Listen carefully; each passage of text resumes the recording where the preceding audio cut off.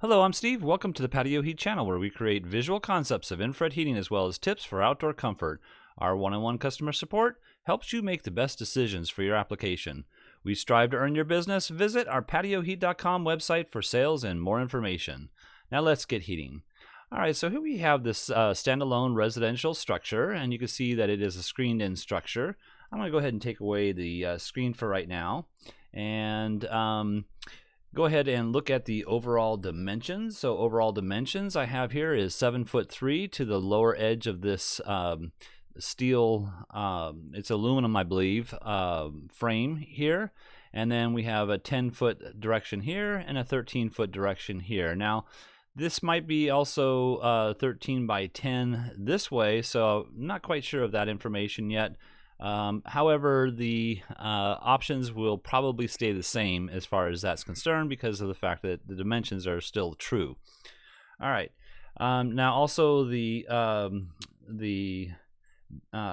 screen-in section here, I'm not quite sure. I mean, I don't know the information about the actual material, how it's made, and how that is affected by infrared light waves or not. However, what I'm going to show is just a basic clearance issue with regards to anything that would be combustible. So that's my main concern, is combustible material, and I'm going to meet those clearances based on my application itself. Again, the structure is all aluminum, so some of the clearances will be reduced based on that information. However, you don't want to take a heater and place it up against a steel frame or structure or aluminum frame or structure, because that frame and structure will absorb some of the heat itself, and then that might be an issue for the structure and or the heater equipment itself. So I'm not going to be placing it up against the metal itself, so bear that in mind. And there is a light over here. This is a doorway that slides left and right, so that's not an issue with regards to the application. So let's go ahead and look at what options we can come up with. I'm going to turn off the dimensions for right now. And the option number one I came up with was taking some unistrut and cutting a length of unistrut for the distance here of the 13 foot and mounting it up against the frame somehow. You'd have to come up with an L bracket or something of that nature. And then mounting the heater directly to that unistrut using its bracket that slides along the top edge of the heater. You can see there's a channel down here in the center. Whoops. And that channel will allow you to slide the bracket from left to right, and the one over here as well. Now, what I've done here is I've off-centered the heaters, because I imagine that the seating position is more towards the outside than it would be towards the door here, because this is an access point and people are going to probably be walking in and out from here and not sitting right here on the left side. So I did maneuver the heaters 18 inches off center. So if this was the center, then I moved the heater 18 inches to the outer edge.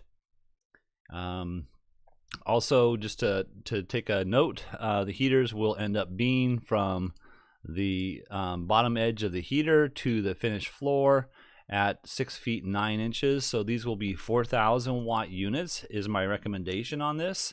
And so that, and also I should mention, from this edge here, I moved it 18 inches away from the physical drapes, or screened in section rather.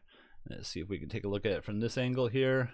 So from this edge here to the any material that be inside this location, it's 18 inches, and same with this on the left side here, 18 inches from any material over here to the edge of the heater itself, which would be this left hand side in this view.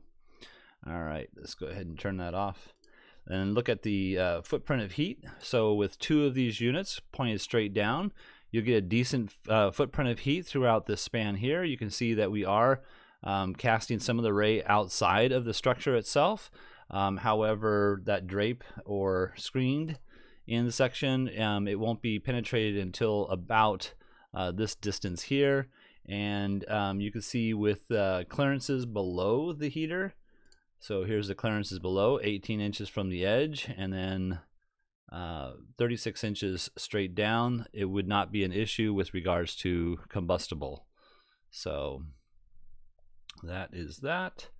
And let me turn that off again, take a look at our coverage. I think this is a really good coverage for this space, and for a 4,000 watt unit at that distance off the ground, some people might be warm and some people might be just fine.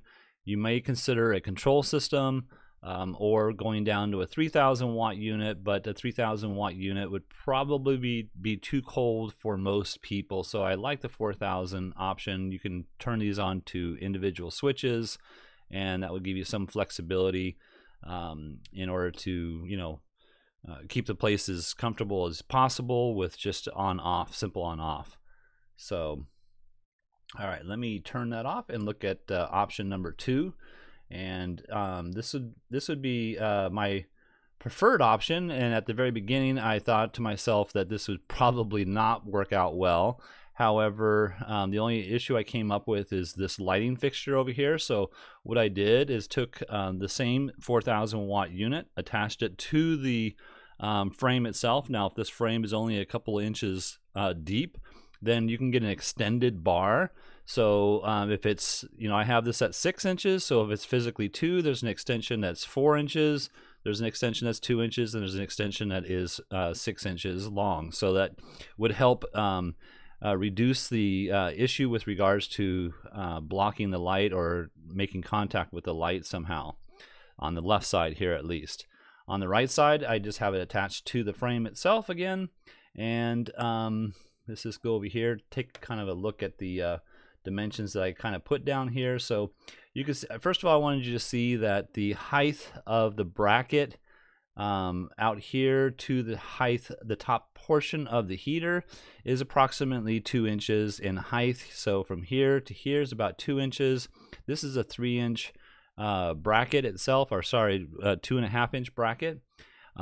So placing it at the very bottom edge of the frame itself should work out fine. However, again, we want to make sure that this is approximately 6 inches and that the screen material is in the center or outside edge, so that we're not placing the screen inside of this this location here. Otherwise, you need to go ahead and get the extended bracket for this side as well. One other thing just to note, I have this at approximately 5 inches in height, and so yeah, bear that in mind as well. See if there's anything else I wanted to speak about here. I think that is about it. So with that being said, you can see that our footprint of heat now is even better, fully covering the whole entire space, because our left to right here is nicely covered, where our right, our distance here, 13 feet, has a good overlapping in the center, and this would be extremely uniform as far as its heat output.